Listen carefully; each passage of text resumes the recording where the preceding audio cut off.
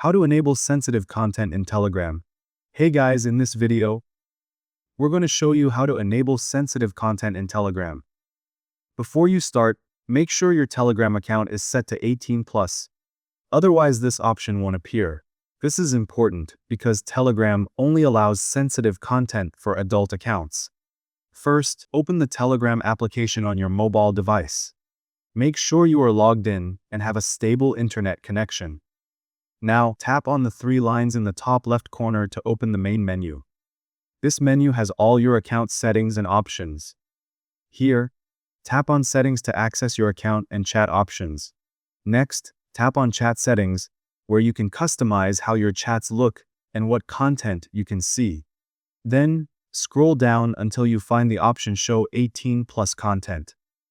Turn the toggle on to enable sensitive content.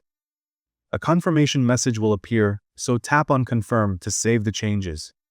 Once it's done, you can now see all kinds of media in chats and channels that were previously hidden. You can also turn it off anytime by following the same steps.